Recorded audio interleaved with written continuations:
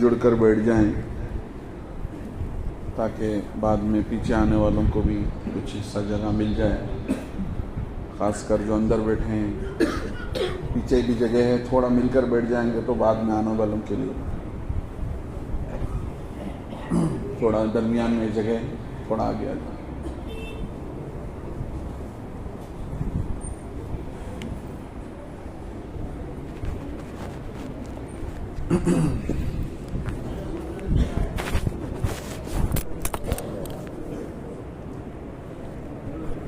الحمد لله نحمده ونستعينه ونستغفره ونؤمن به ونتوكل عليه ونعوذ بالله من شرور أنفسنا ومن سيئات أعمالنا. من يهدي الله فلا مضل له ومن يضلل فلا هادي له. ونشهد أن لا إله إلا الله وحده لا شريك له. ونشهد أن سيدنا ونبينا ومولانا محمدا عبده ورسوله. أما بعد فأعوذ بالله من الشيطان الرجيم. بسم الله الرحمن الرحيم. حاميم والكتاب المبين. إنا أنزلناه في ليلة مباركة إنا كنا منذرين. فيها يفرق كل أمر حكيم. أمرا من عندنا إنا كنا مرسلين. صدق الله العظيم. وعن علي رضي الله عنه قال قال رسول الله صلى الله عليه وسلم إذا كانت ليلة من نصف شعبان فقوموا ليلها وصوموا نهارها فإن الله تعالى ينزل فيها لغروب الشمس إلى سماء الدنيا فيقول ألا من مستغفر فأغفر له ألا من مسترزق فأرزق له ولا من مبتلى فأعافيه ألا كذا وكذا حتى يطلع الفجر أو كما قال صلى الله عليه وسلم. بزرگان ملت، عزیز بھائیو دوستو، 15ویں شعبان کی یہ رات جس میں ہم یہاں جمع ہوئے ہیں، یہ رات پوری کی پوری عبادت کی رات ہے جس میں آدمی اپنے اللہ سے قریب ہو سکتا ہے. حدیث پاک میں حضرت محمد الرسول اللہ صلی اللہ علیہ وسلم یہ بیان فرماتے ہیں کہ فرائض کے بعد کوئی آدمی اللہ سے قریب ہونا چاہے، اللہ سے دل لگانا چاہے تو وہ نوافل ہیں، نفل عبادتیں ہیں. جو آدمی اپنے ذوق و شوق سے جتنا کرتا چلا جاتا ہے تو اس نفل عبادت کے ذریعے سے اس کا تعلق اللہ سے اتنا ہی بڑھ جاتا ہے. تو یہ رات پوری کی پوری نفل عبادتوں کی رات ہے. اس رات میں کوئی عبادت متعین نہیں کی گئی، نہ کوئی نماز خاص کی گئی، نہ کوئی ذکر خاص کی گئی، نہ کوئی ایسی عبادت کی گئی بتائی گئی جس میں سارے مسلمان مل کر ایک ساتھ کر رہے ہوں، بلکہ نفل عبادتوں کا حکم دیا گیا اور بزرگوں نے اسی کے مطابق اس پر عمل کیا. تو بزرگوں دوستوں، یہ اصل رات نہ جاگنے کی ہے، نہ بیان سننے کی ہے، نہ کسی اور چیز میں مشغول ہونے کی ہے. بیان اس لیے بھی سنا جاتا ہے تاکہ اس رات کی اہمیت ہمارے دلوں میں زندہ ہو جائے اور ہم پوری رات اللہ کی عبادت کریں، نفل عبادت میں اپنے آپ کو لگائیں۔ ہونا تو چاہیے تو یہ تھا کہ ہم اپنے کام دھندوں سے دوپہر ہی فارغ ہو جاتے، ظہر بعد کچھ دیر آرام کرتے، پھر عصر بعد نہا دھو کر جیسے ہی مغرب سے رات شروع ہوتی تو مغرب کے بعد کچھ دیر اس رات کی اہمیت کو سنتے اور اول وقت میں عشاء کی نماز پڑھ کر جتنا ہو سکے عبادت میں لگا اپنے آپ کو کھپا دیتے۔ جیسے اللہ کے نبی صلی اللہ علیہ وسلم نے یہ بات فرمایا، جو آدمی تہجد میں جاگنا چاہتا ہے اس کے لیے بتایا کہ دوپہر کی نیند سے صبح اٹھنے میں مدد لیا کرو، کہ آدمی مشن نہیں ہے کہ دن بھر جاگتا رہے تو صبح تہجد مل جائے گی، بتایا کہ دن میں تھوڑی دیر آرام کر لیا کرو، قیلولہ کر لیا کرو، اس کی برکت سے رات میں جلدی اٹھنا نصیب ہوگا۔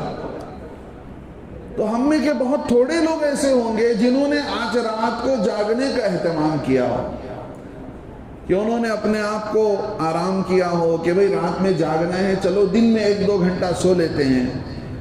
الغرض بزرگ و دوستو، ہماری طبیعت وہی اسی جانب چلتی ہے جدھر لوگ چلتے ہیں۔ کوئی چیز الگ سے بتائی جاتی ہے تو ادھر جانے کو دل نہیں کرتا ہے۔ مثال کے طور پر رمضان میں شب قدر کے متعلق بتایا گیا کہ بھئی شب قدر 27 کو نہیں آتی ہے، وہ 5 راتوں میں کبھی بھی آ سکتی ہے، لہذا علماء نے لکھا ہے ان 5 راتوں میں کبھی بھی حافظ صاحب قرآن ختم کر سکتے ہیں، لیکن اگر پہلی طاق رات میں ہماری مسجد میں اگر قرآن ختم کر دیا جائے تو 90% محلے والوں کے ہضم نہیں ہوگا کہ بھئی یہ کیا نیا کام کر دیا۔ حالانکہ شریعت میں کوئی ممانعت نہیں، کوئی یہ تعین نہیں کیا گیا کہ 27 کی رات ہی شب قدر ہوتی ہے۔ علامات بتا دی گئی کہ یہ علامتیں ہیں، یہ علامتیں تمہیں رات میں نظر آ جائیں تو سمجھ لو شب قدر ہے، لیکن ہم کسی ایک چیز پر اتنے عادی ہو گئے، ہمارا مزاج اتنا روٹین ہو گیا، اس سے ہٹنے کے لیے ہم تیار، اس سے ہٹ کر کوئی چیز ہمیں پسند نہیں آتی۔ تو الغرض میرے دوستو بزرگوں، یہ رات فضیلت والی رات ہے۔ اس رات کو لے کر مسلمانوں کے اندر 3 طبقے ہیں۔ ہم مسلمان بھائیوں کے بیچ میں ایک وہ طبقہ ہے جو سرے سے اس رات کی اہمیت کا منکر ہے۔ وہ کون ہے؟ اگر کوئی ہیں تو برا مت سمجھیے، وہ ہمارے اہل حدیث بھائی ہیں۔ وہ یوں کہتے ہیں کہ بھئی اس سلسلے میں کوئی حدیث صحیح مروی نہیں ہے کہ جس کی وجہ سے اس رات کی عبادت ثابت ہو۔ بالکل غلط بات ہے۔ اہل حدیث کے علماء نے اس بات کو نقل کیا ہے، جو ان کو اپنا بڑا امام مانتے ہیں، امام علماء مانتے ہیں، علامہ ابن تیمیہ ہو، اور پچھلے زمانے میں کہ علامہ عبد الرحمن محدث مبارک پوری ہو ہمارے ہندوستان کے، اور تیسرے نمبر پر علامہ جو ہے کیا ان کا نام ہے علامہ بن باز ہوں، اور اسی طرح جو ہے پچھلے دنوں سعودیہ کے اندر شیخ البانی کے نام سے بڑے محدث گزرے ہیں۔ ان ساروں نے 15ویں شعبان کی جتنی حدیثوں کو نقل کیا ہے، نقل کر کے لکھا ہے کہ اتنی بات تو ہے کہ اس رات کی فضیلت اور اہمیت کا انکار نہیں کیا جا سکتا۔ سارے علماء نے لکھا ہے۔ تو اگر کوئی آج کے ہمارے اہل حدیث بھائی ہوں، انہیں یہ روایتیں نہیں پہنچی ہیں، اگر وہ اپنے علماء کی کتابیں پڑھنے کے لیے وقت نہیں ہے تو ان کے انکار کر دینے کی وجہ سے اس کی اہمیت کم نہیں ہو سکتی ہے۔ اتنی روایتیں مروی ہیں، تقریباً 27 صحابہ کرام رضی اللہ عنہم سے مروی ہیں۔ اب بات چھڑ گئی تو بات بتا دیتا ہوں کہ صحیح حدیث کیا ہے، ضعیف حدیث کیا ہے۔ جیسے ہم انسانوں کے اندر کوئی قوی ہوتا ہے، کوئی ضعیف ہوتا ہے، طاقتور آدمی کو قوی سمجھا جاتا ہے، جو آدمی کمزور ہوتا ہے اس کو ضعیف سمجھا جاتا ہے۔ حدیث کے اندر ایسی بات کوئی نہیں۔ محدثین کرام کے یہاں اس زمانے میں حدیث کو لینے کے کچھ شرائط تھے۔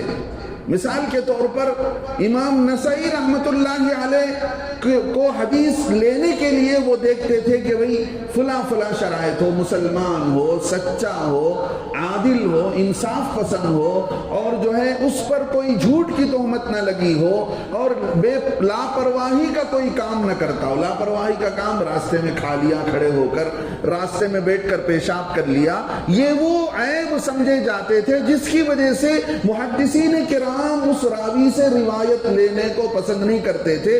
اگر وہ روایت بیان کر دیتا تو کہہ دیتے کہ یہ راوی ایسا ہے، اس حدیث کے بارے میں کلام ہے جس کی وجہ سے یہ حدیث ضعیف ہو گئی ہے۔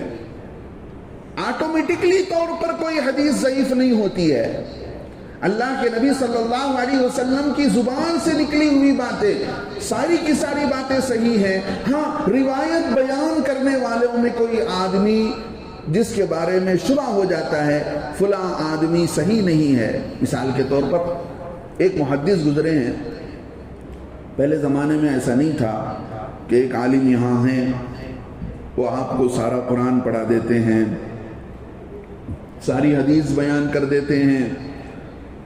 پچھلے زمانے میں لوگ تلاش کرتے تھے، ڈھونڈتے تھے کہ کوئی ہمیں حدیث پڑھا دے، کوئی ہمیں علم سکھا دے، تلاش کرتے جاتے تھے، تلاش کرتے جاتے تھے۔ ایک محدث کا واقعہ لکھا ہے، بقی بن مخلد، ان کے استاد کے اوپر بادشاہ نے پابندی لگا دی تھی۔ اس زمانے کے بادشاہ ایسے ہوتے تھے، ان کے دربار میں علماء محدث جا کر تعریف کرتے تو ان کا درجہ چڑھ جاتا تھا، سمجھتے تھے کہ بھئی ہم بھی کسی سے کم نہیں ہیں۔ کوئی محدث جس کا چرچا زیادہ ہوتا کہ بھئی فلاں امام کے سبق میں ہزاروں لوگ حاضر ہوتے ہیں، تو بادشاہ کے پیٹ میں درد ہو جاتا کہ وہ امام ہمارے دربار میں کیوں آ کر نہیں بیٹھتا ہے۔ تو اس طرح کر کے شیخ بقی بن مخلد کے استاد کے درس پر پابندی لگائی دی گئی کہ آج سے ان کا کلاس نہیں چلے گا۔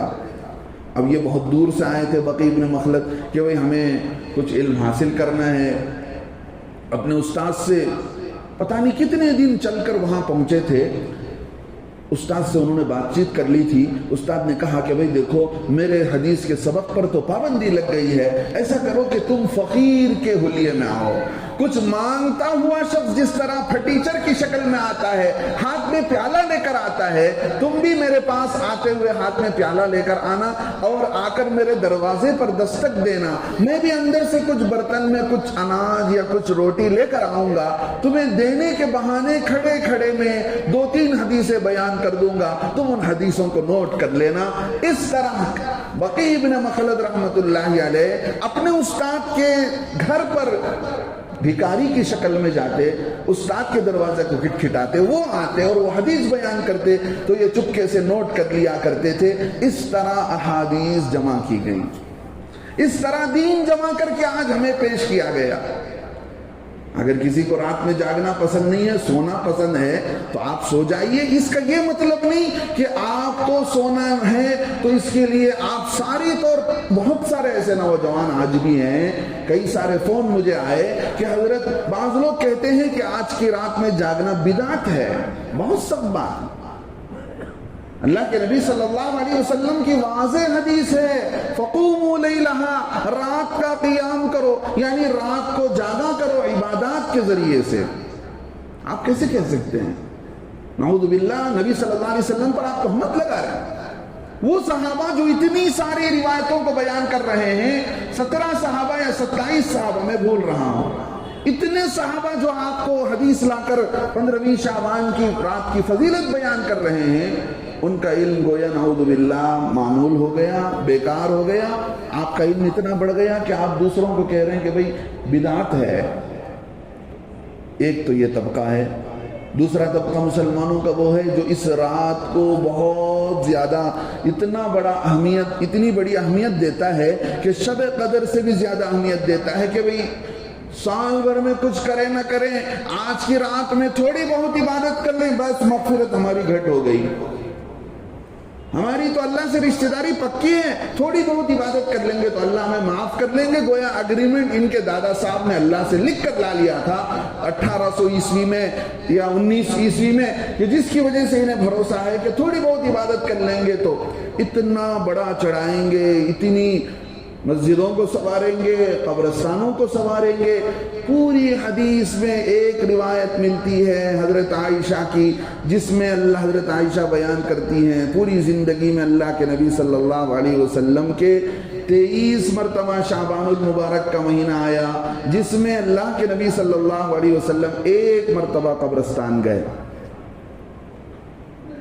ایک مرتبہ قبرستان گئے۔ آپ کے جانے کا علم صحابہ کو بھی نہیں، بعض جگہ لوگوں کو لے کر جاتے، بڑی جماعت لے کر چلتے ہیں، بہت بڑا ثواب کا کام کے سمجھتے ہیں۔ اللہ کے نبی صرف ایک مرتبہ گئے، جماعت کے ساتھ نہیں گئے۔ حضرت عائشہ جاگ گئی، دیکھا شوہر نہیں ہے، تلاش کرتے ہوئے پہنچی تو جنت البقیع میں کھڑے ہوئے ہیں۔ حضرت عائشہ نہ جاگتی تو حضرت عائشہ کو بھی معلوم نہ ہوتا، امت کو بھی پتہ نہ چلتا آج کی رات میں قبرستان اللہ کے نبی گئے ہیں۔ تو ایک طبقہ تو وہ ہے جو اس رات کو عید کے طور پر مناتا ہے کہ بھئی کچڑا پکائیں گے، میٹھا پکائیں گے، ہمارے بنگلور میں بھی ہے اور دوسرے علاقوں میں بھی ہے، کئی ساری خرافات۔ جو چیز ثابت ہے وہ مسلمانوں کا ایک طبقہ وہ ہے جو اس کو وہ درجہ دیتا ہے جو درجہ شب برات کی بیان کی گئی۔ حدیث پاک میں اور قرآن پاک کے اندر ایک آیت ہے جس میں اللہ رب العزت فرماتے ہیں حامیم والکتاب المبین، قسم ہے اس کتاب مبین کی جس کے اندر باتیں کھول کھول کر بیان کی گئی ہیں۔ انا انزلناہ فی لیلۃ مبارکۃ، ہم نے اس قرآن کو لیلۃ المبارکہ میں نازل فرمایا۔ انا کننا منذرین، جس میں ہم نے لوگوں کو ڈرایا ہے، ہم ڈرانے والے ہیں۔ انذار کہتے ہیں ایسا ڈرانا جس کے ذریعے سے ڈرنے والا ڈرانے والے کے قریب آ جائے۔ باپ کا ڈرانا بچے سے، باپ ڈراتا ہے کہ بھئی دیکھو اگر تم میری بات نہیں مانو گے یہ لاٹھی ہے تمہارے لیے، تو باپ اس لیے نہیں ڈراتا کہ بچہ میرے سے دور ہو جائے۔ آپ کسی کو سانپ سے ڈراتے ہیں، اس وجہ سے ڈراتے ہیں کہ سانپ سے آپ بچ جائیں۔ اللہ جہنم سے اس لیے ڈراتے ہیں، اللہ رب العزت اپنی نافرمانی سے اس لیے ڈراتے ہیں، گناہوں سے اس لیے ڈراتے ہیں کہ بندہ میرے قریب آ جائے، میرے نزدیک آ جائے، مجھ سے لو لگا لے، میرا بندہ جو مجھ سے بھٹک گیا ہے میرے قریب آ جائے۔ تو حضرت اکرمہ رضی اللہ عنہ اس لیلۃ المبارکہ کے سلسلے میں یہ بیان فرماتے ہیں۔ ایک تابعی ہیں جنہوں نے صحابہ سے علم حاصل کیا، وہ فرماتے ہیں کہ اس رات سے مراد شب برات بھی ہے، لیکن جمہور اکثر مفسرین کہتے ہیں اس رات سے شب قدر مراد۔ احادیث میں حضرت علی رضی اللہ عنہ روایت کرتے ہیں، فرماتے ہیں اللہ کے نبی صلی اللہ علیہ وسلم نے فرمایا اذا كانت لیلۃ من نصف شعبان، جب 15ویں شعبان کی رات آ جائے فقوموا لیلہا، تو اس رات کا قیام کرو، یعنی اس رات کو جاگا کرو عبادات کے ذریعے سے، اللہ کو راضی کرنے کے ذریعے سے، وصوموا نہارہا، اور توفیق مل جائے تو دن کا روزہ بھی رکھ لیا کرو۔ اتنا ہی نہیں، آگے فرماتے ہیں اللہ رب العزت فإن اللہ تعالی ينزل فیہا الى سماء الدنیا لغروب الشمس الى سماء الدنیا، جب سے سورج ڈوبنے لگتا ہے اس وقت سے لے کر اللہ رب العزت آسمان دنیا پر تشریف لاتے ہیں، آسمان دنیا پر تشریف لاتے ہیں، آ کر آواز لگاتے ہیں الا هل من مسترزق، اے بھائی تم تو روزی کی تلاش میں گھوم رہے تھے، میرے پاس آ جاؤ، مجھ سے مانگو میں دینے والا ہوں، فارزق له، میں اس کو روزی دوں، کون ہے مجھ سے روزی مانگنے والا؟ آگے اللہ فرماتے ہیں دنیا والوں سے معافی کی بھیک مانگتے ہو، فلاں سے فلاں کو ہم نے ناراض کر دیا، فلاں سے ہم نے زبان سے کچھ کہہ دیا، لیکن میں ایسا ہوں، میں انتظار میں رہتا ہوں کون میرے پاس آئے گا، کون مجھ سے معافی مانگے گا، الا من مستغفرین، کون ہے مجھ سے مغفرت مانگنے والا؟ یہ آواز کب سے لگائی جا رہی ہے؟ 6:30 بجے سے لگائی جا رہی ہے، لیکن ابھی 10:11 ہونے والے ہیں۔ ہمارا معمول یہ ہے کہ ہم ابھی تک ہاتھ اٹھانے کے لیے اپنے آپ کو تیار نہیں ہیں، ہم نے اپنا معمول بگاڑ رکھا، اپنا روٹین بگاڑ رکھا ہے۔ اب بیان کے بعد دعا ہو جائے گی، سمجھیں گے ہم نے آدھی رات عبادت کر لی، چائے پی کر کچھ بات چیت ادھر کی ہو گئی، 4 رکعت نماز پڑھ لیے تو سمجھو پوری رات کی عبادت کی ثواب مل گئی۔ قل هل يستوي الاعمى والبصير ام هل تستوي الظلمات والنور، اللہ فرماتے ہیں اے اللہ کے نبی صلی اللہ علیہ وسلم ان لوگوں سے پوچھئے اندھا اور آنکھوں والا جسے اللہ نے آنکھ دی ہے، جسے اللہ نے آنکھ کی روشنی دی ہے، یہ دونوں برابر ہو سکتے ہیں؟ اندھیرا اور اجالا دونوں برابر ہو سکتا ہے؟ رات بھر جس نے اللہ کو لو لگایا ہو، اللہ کو پکارا ہو، وہ اور سستی کے ساتھ عبادت کرنے والا کیسے برابر ہو جائے گا؟ اللہ آسمان دنیا پر آواز لگا رہے ہیں، کون ہے مجھ سے روزی مانگنے والا؟ الا من مبتلن، کون ہے بلاؤں مصیبتوں میں مبتلا، قرض میں، بیماریوں میں، پریشانیوں میں، حالات میں، کیسوں میں، کون ہے مبتلا؟ پریشانیوں کا حل بتاؤ، کون ہے مصیبتوں میں مبتلا؟ الا من مبتلن فعافی، میں اسے عافیت دوں، جی میں اس کی بری مصیبتیں دور کروں، میں اس کی پریشانیاں دور کروں، کون ہے مجھ سے اپنی پریشانی کو حل کرانے کے لیے مجھے پکارنے والا؟ اللہ وکذا وکذا، اللہ فرماتے ارے وہ کون ہے، فلاں آدمی کون ہے، فلاں آدمی کون ہے؟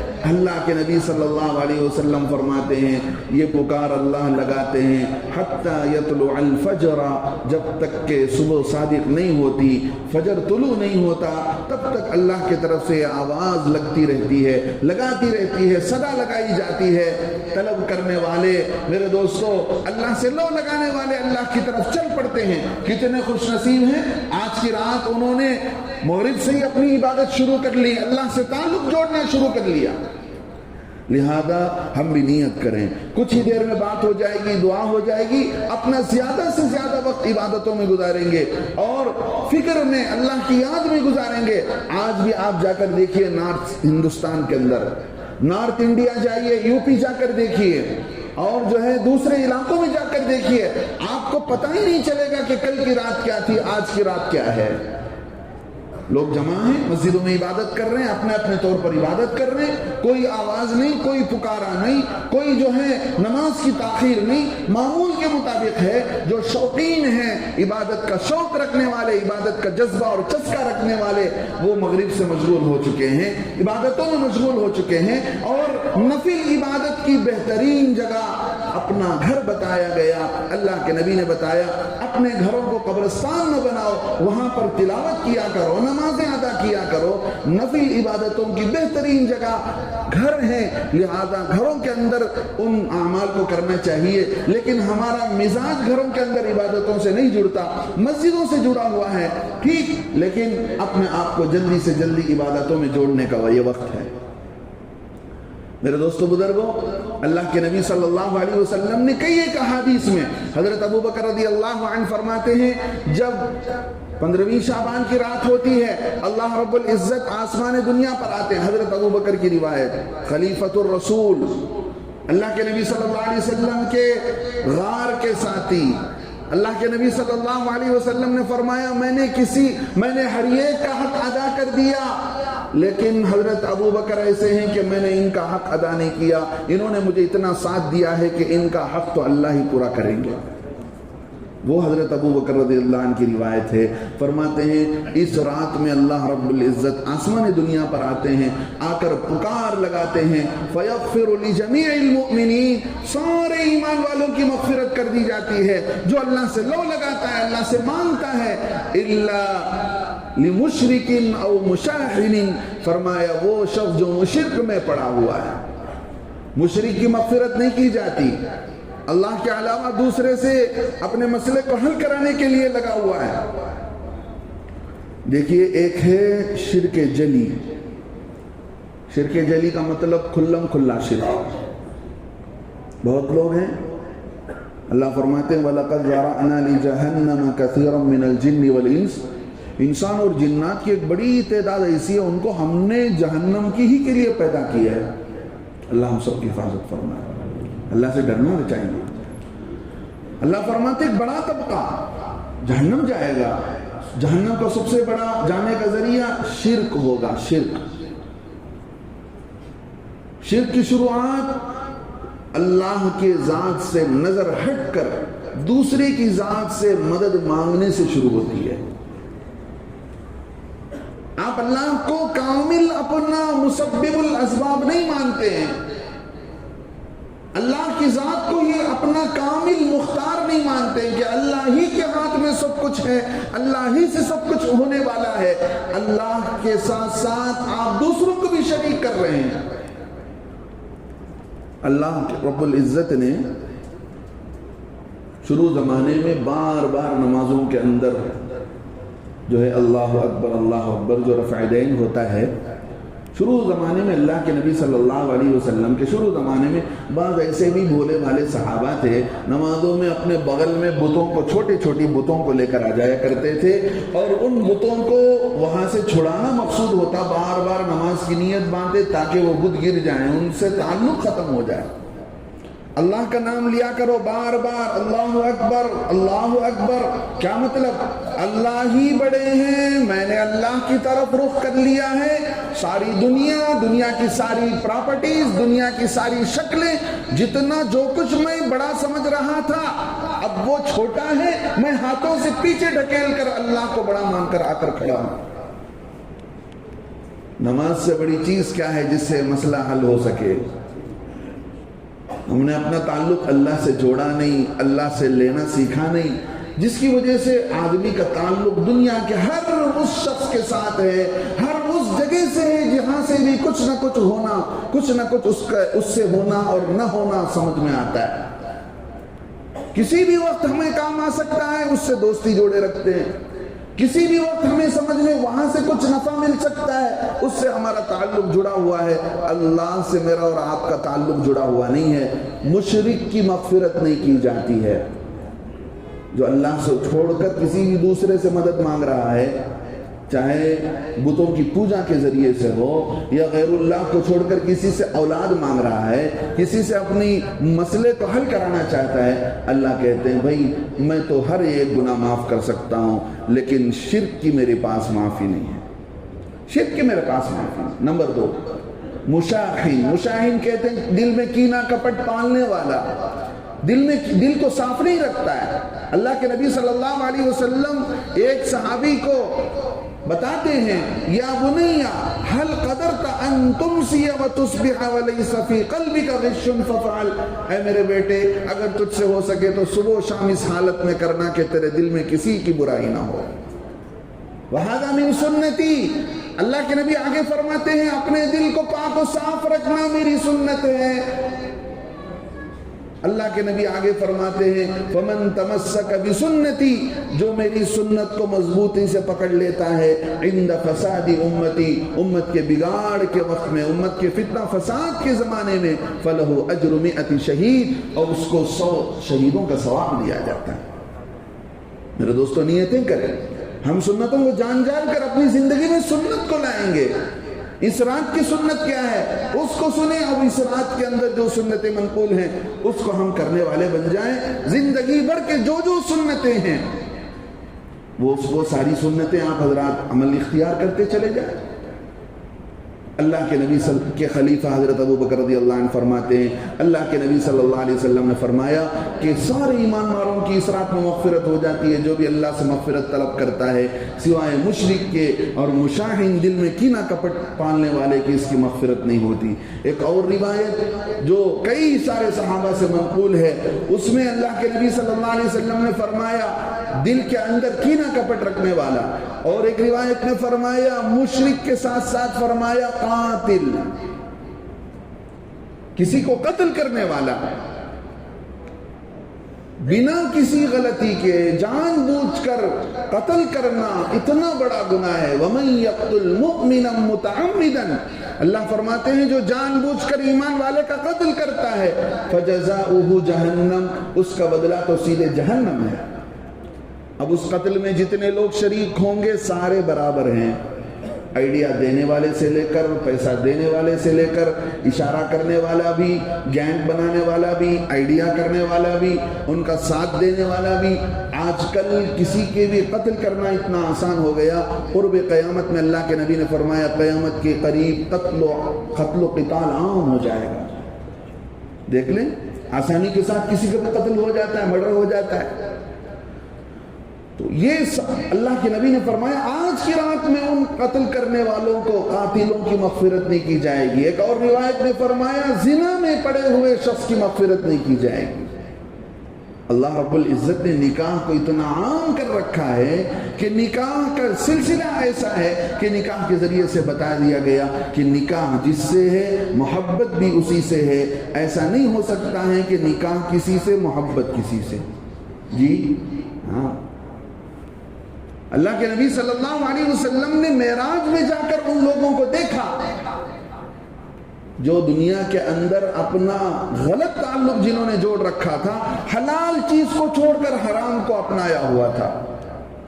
گھر میں بیوی نہیں ہے، اب آدمی گھر میں بیوی کے ہوتے ہوئے اپنی بیوی کو اگنور کر دیتا ہے اور دوسری سے تعلق جوڑے رکھتا ہے۔ اللہ کے نبی صلی اللہ علیہ وسلم نے اس کا انجام دیکھا، شب معراج میں آ کر امت کو بتایا کہ میں نے یہ سزا اور یہ گناہ دیکھ کر آیا ہے کہ یہ گناہ کرنے والے کی یہ سزا ہے۔ اللہ ہم سب کی حفاظت فرمائے۔ میرے دوستو، جب آدمی کی نظریں بھٹکنے لگتی ہیں، جب آدمی کی نظر غلط ہوتی ہے، موبائلوں کے اندر فلمیں دیکھے اور جو ہے باہر کی عورتوں کو دیکھنے لگے، تو پھر تو گھر والی معمولی ہی معلوم ہوگی۔ اگر آدمی کی نظر کنٹرول ہوتا ہے تو اس کو اپنی گھر والی کے اندر ہی ساری چیزیں، ساری خوبیاں نظر آنے لگتی۔ بتائیے اللہ کے نبی صلی اللہ علیہ وسلم سے زیادہ پاکیزہ کون ہو سکتا ہے؟ حدیث میں آتا ہے اللہ کے نبی صلی اللہ علیہ وسلم ایک موقع پر بازار سے گزر رہے تھے، راستے میں ایک عورت پر نظر پڑی۔ اللہ کے نبی صلی اللہ علیہ وسلم گھر کو آئے۔ سوچیں نبی کا عمل ہمیں کتنا نمونے کے طور پر بیان کیا گیا۔ اللہ کے نبی گھر کو گئے، اپنے بیوی سے ملاقات کیا اور جو ہے نہا دھو کر مسجد کو تشریف لائے۔ آ کر فرمایا ان الذی معہا مثل الذی معہا، ارے اس عورت کو اللہ نے جو چیزیں دے رکھی ہیں وہی میری بیوی کو بھی دے رکھی ہیں۔ کون سی ایسی چیز ہے جس کی وجہ سے لوگ ادھر جاتے ہیں اور گناہوں میں پڑ جاتے ہیں؟ آج کا سب سے بڑا فتنہ، مجھے معاف کیجئے گا، آنٹیوں کا فتنہ ہے۔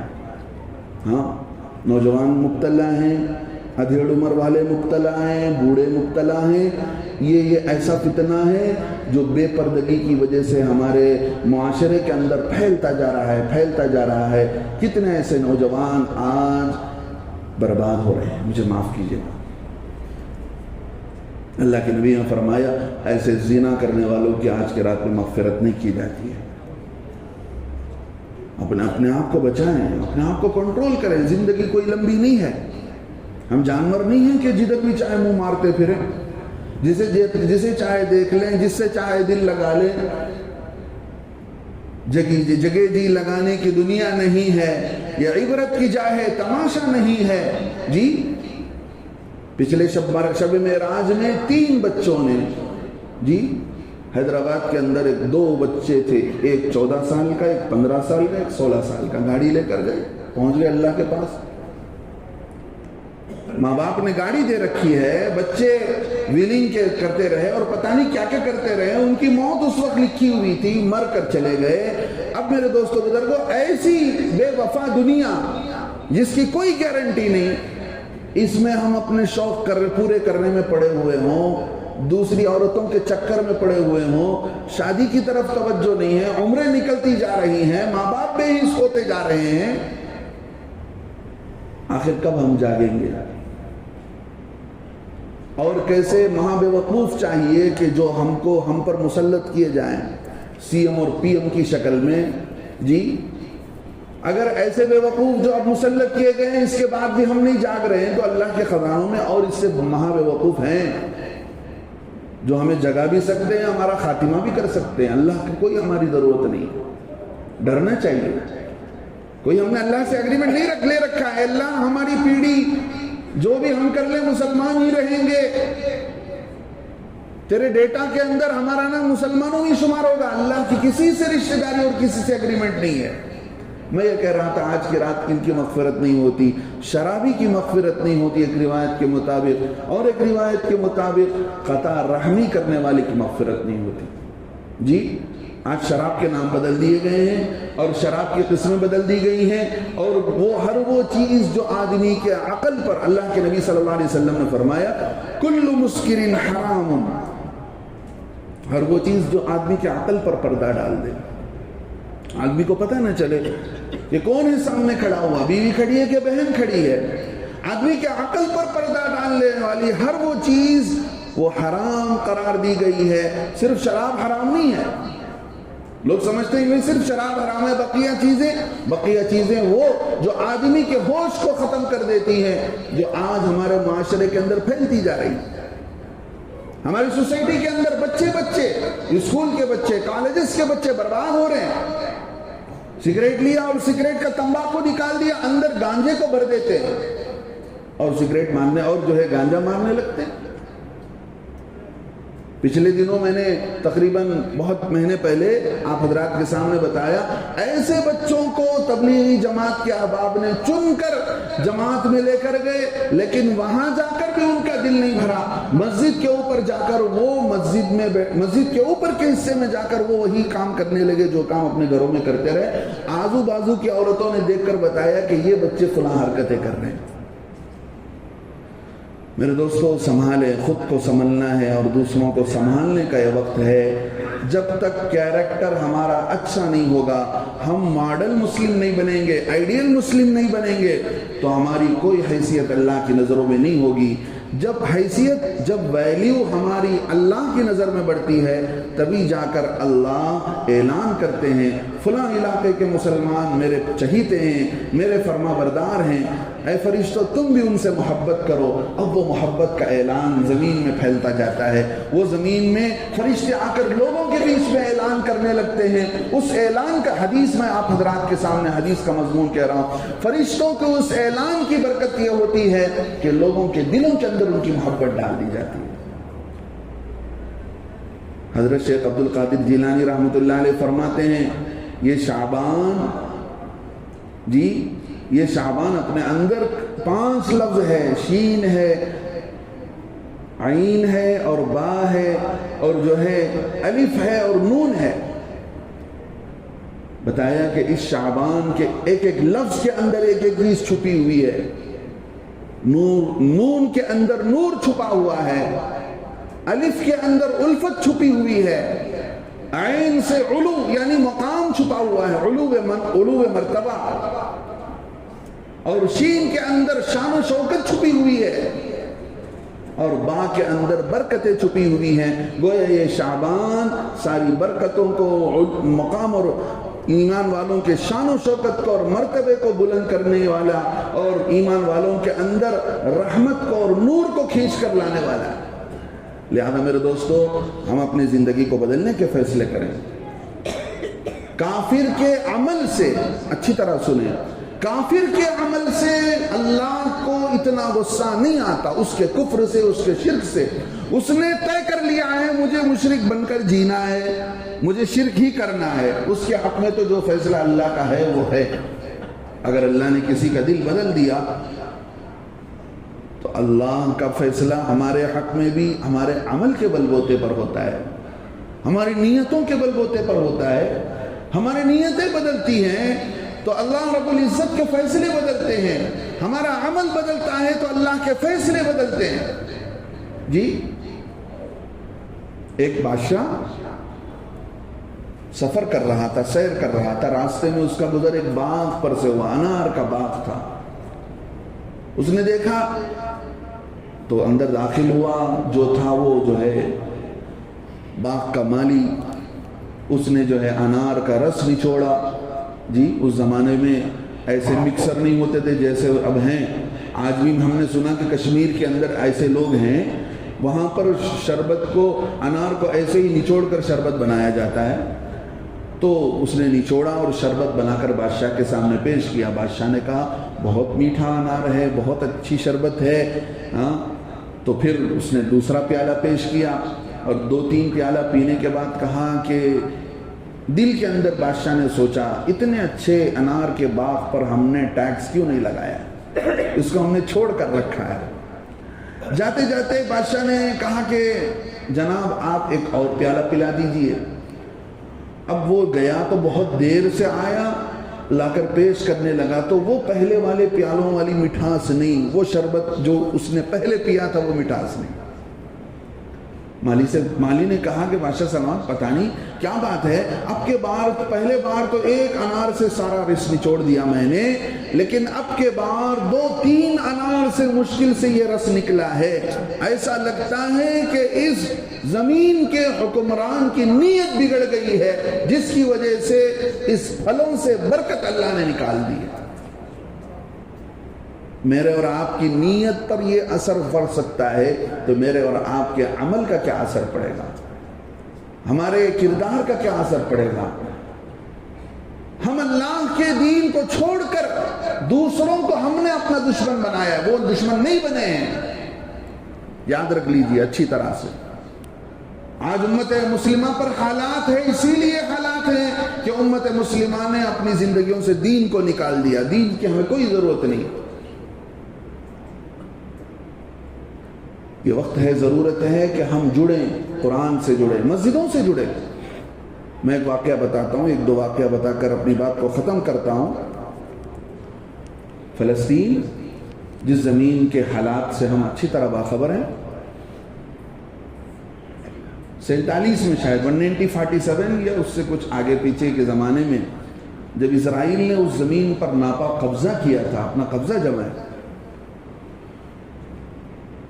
تو وہاں کی تہذیب کو بدلنے کے لیے انہوں نے اسکولز قائم کیے، کالج قائم کیے، بچے اور بڑے وہ تہذیب جو انگریزوں کی ہوتی ہے وہ تہذیب انہوں نے اختیار کیا، وہ کلچر ان کی زندگیوں میں آیا کہ وہاں کے بڑے بڑے علماء جو تھے، دل جاگا ہوا تھا، وہ سوچ رہے تھے کہ بھئی یہ ان کا لباس بدل رہا ہے، ان کا کلچر بدل رہا ہے، ہو سکتا ہے ایک دن یہ اپنے دین کو بھی بھول بیٹھ جائے۔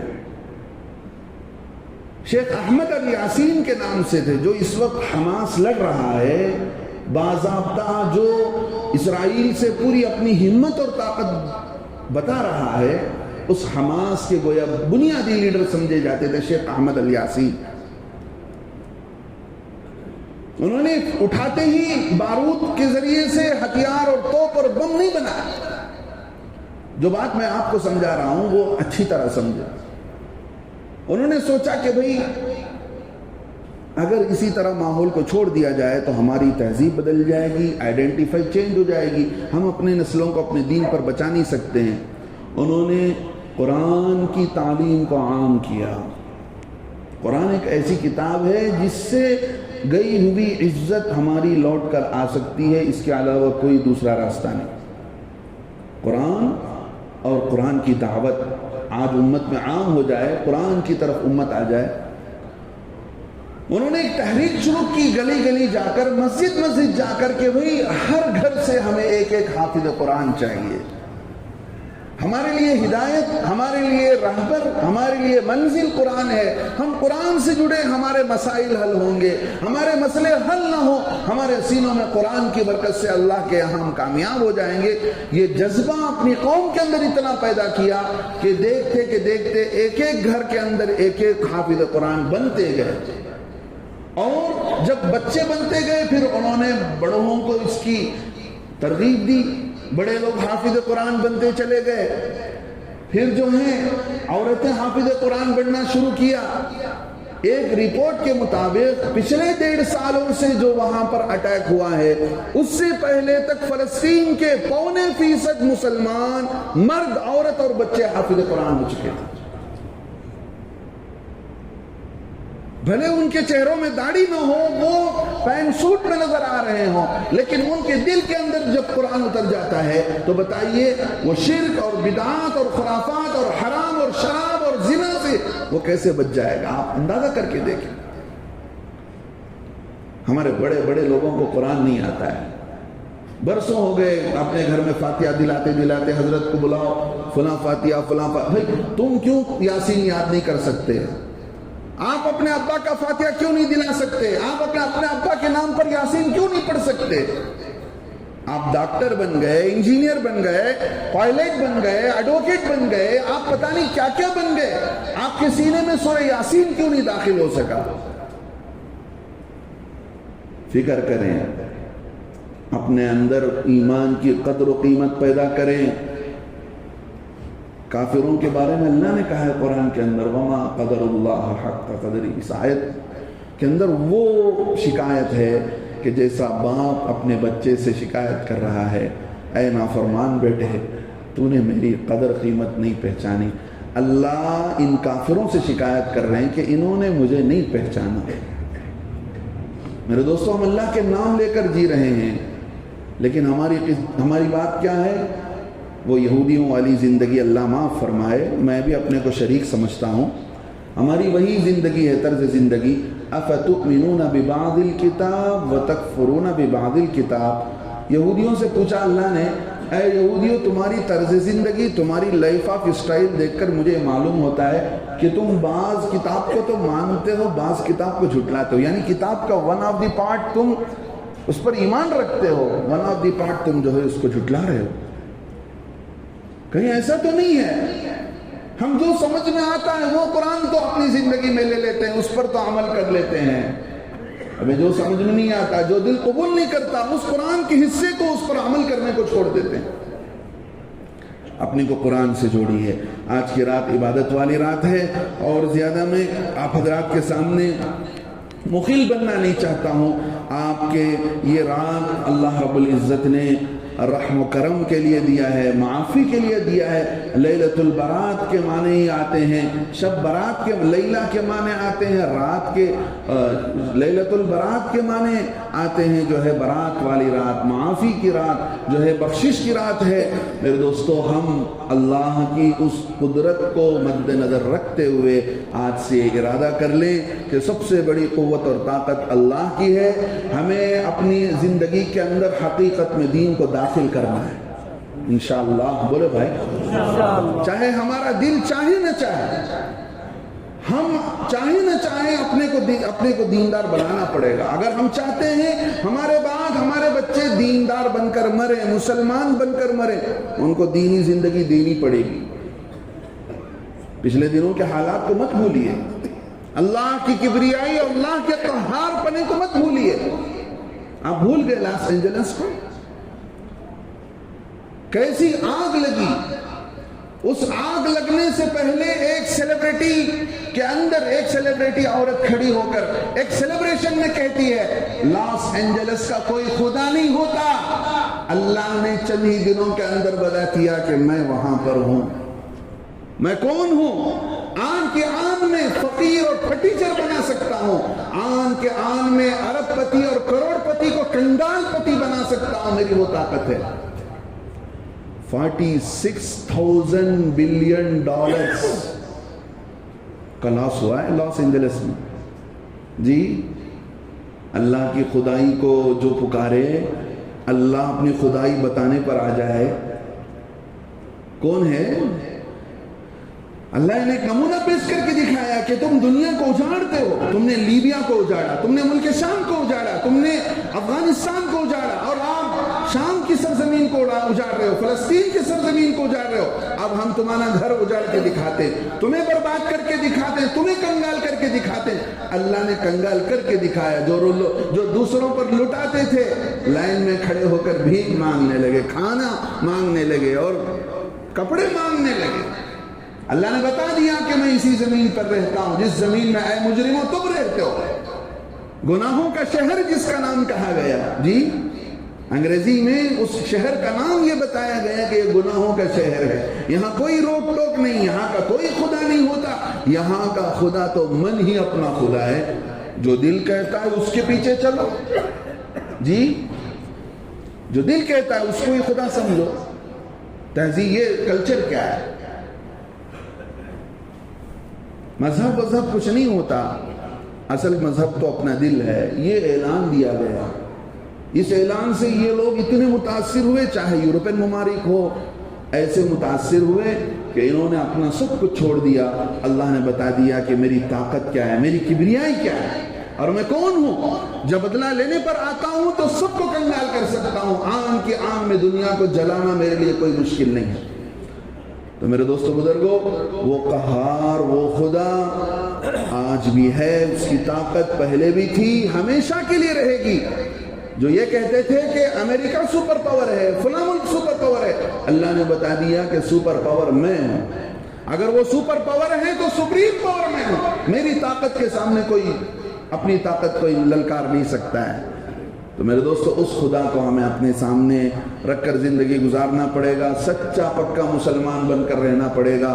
یہ رات اس لیے نہیں آتی کہ 2-4 نمازیں پڑھ لیں اور کچھ لوگوں کو کھلا دیں پلا دیں اور ہم جو ہے جا کر سو جائیں، اور رمضان کے استقبال کا بھی اپنے اندر مزاج نہ بنائیں۔ یہ رات اسی لیے دی گئی کہ رمضان کے راتوں کے اندر جاگنے کا ایک جھلک ہمارے اندر پیدا ہو جائے کہ بھئی 2 ہفتے کے بعد ایک ایسی راتیں آ رہی ہیں جن راتوں میں ہر رات میں 6 لاکھ مسلمان جن کے نام جہنمیوں میں لکھ دیے گئے تھے، اللہ ان کو جہنمیوں کی لیسٹ سے نکالیں گے۔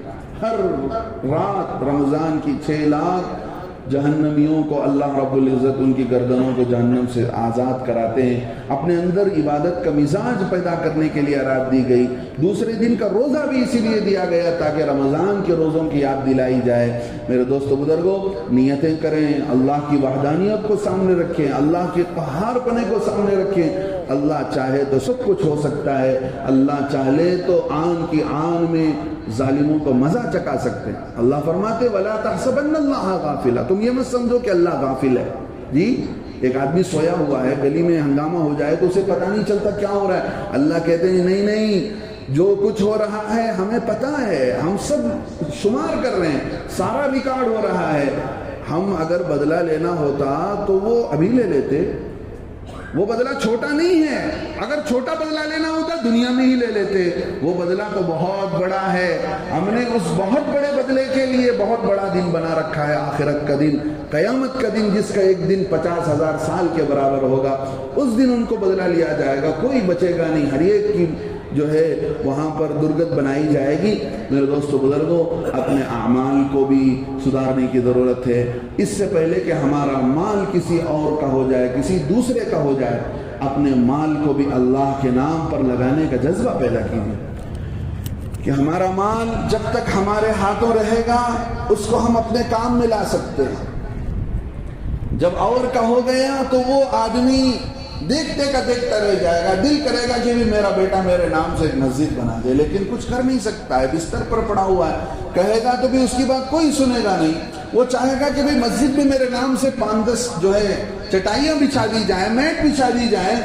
آدمی کا وقت چاہتا رہے گا، سوچتا رہے گا، لیکن بات اس کے ہاتھوں سے چیزیں نکل گئی، چیزوں سے ہاتھیں نکل گئی۔ 2-4 افراد، میں مناسب نہیں سمجھتا ہوں نام لینا، میں نے اپنے اللہ کو پیارے ہو گئے، اللہ ان کی غریب کرامت فرمائے، درجات بلند فرمائے، میں نے اپنے کچھ مسجد کے تعلق سے، مدرسوں کے تعلق سے انہیں الگ سے ترغیب دی، تو وہ بہت معذرت کر کے کہنے لگے حضرت ہم کیا کریں، ہمارا سارا معاملہ بچوں کے ہاتھ میں چلا گیا ہے، بچوں کے ہاتھ میں چلا گیا ہے۔ اب ہم کہہ سکتے ہیں، بچوں سے ریکویسٹ کر سکتے ہیں، لیکن اس سے زیادہ ہماری طاقت نہیں رہی۔ تو میرے دوستو، ہماری طاقت سے باہر کوئی چیز چلی جائے، ہمارے آؤٹ آف دی کنٹرول ہو جائے، اس سے پہلے ہمارے کام کو، اپنے مال کو استعمال کر لیں، اپنے نام کر لیں، اپنی بینک میں جمع کر لیں آخرت کی۔